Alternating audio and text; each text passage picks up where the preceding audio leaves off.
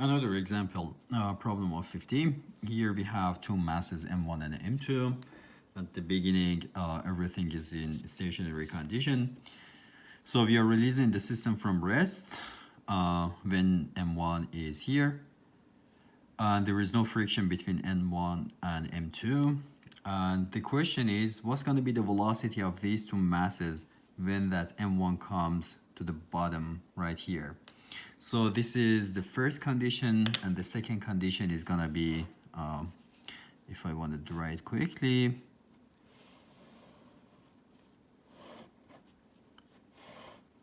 at this moment, when M1 is here.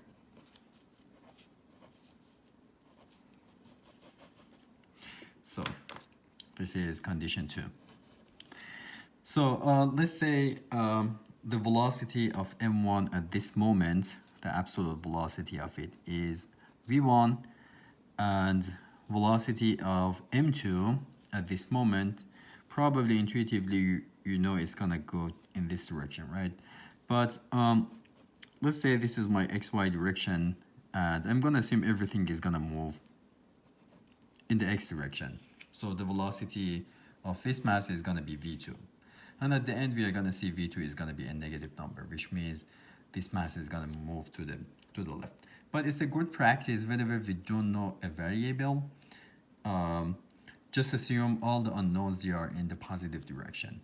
So it makes to construct the equations a little bit easier, particularly in more complicated problems. So the unknowns are v1 and v2, and we want to find them. So I need two equations, right? Because I have two unknowns.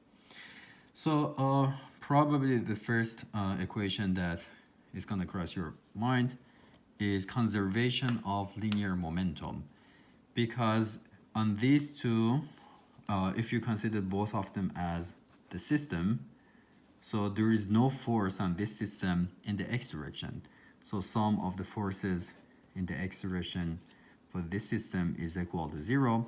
Because of that, g2 is going to be equal to g1 in the x direction.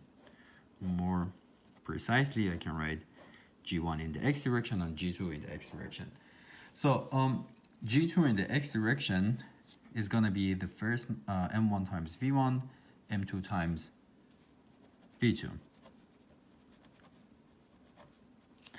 So that's the linear momentum of the system in the second condition.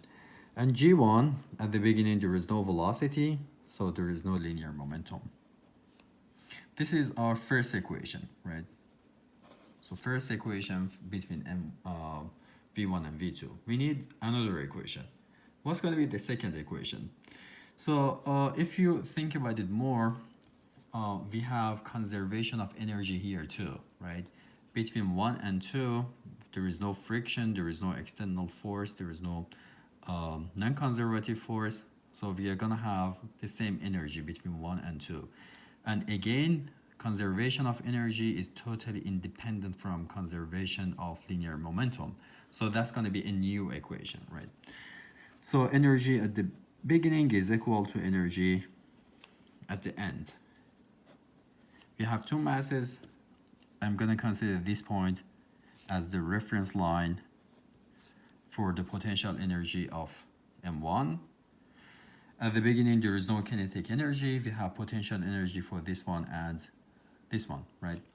So for m1, the energy is going to be mgh. So it's going to be m1 times g, and h, the height from the reference line, is going to be 2r. And we are going to have potential energy for m2 as well. But let's say the centroid of it is here. I'm going to put the reference line for the potential energy for m2 here. If I put it here, which is crossing the centroid of it, the energy for this one is going to be equal to 0. And also the energy of it, the potential energy of it in this condition is going to be equal to 0 as well, right? So there is no energy again in first condition.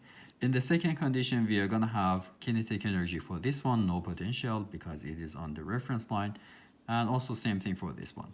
So we are going to have 1/2 of m1 v1 squared plus 1/2 of m2 v2 squared, and no potential energy. So 2 equations and 2 unknowns. So we are all set, right?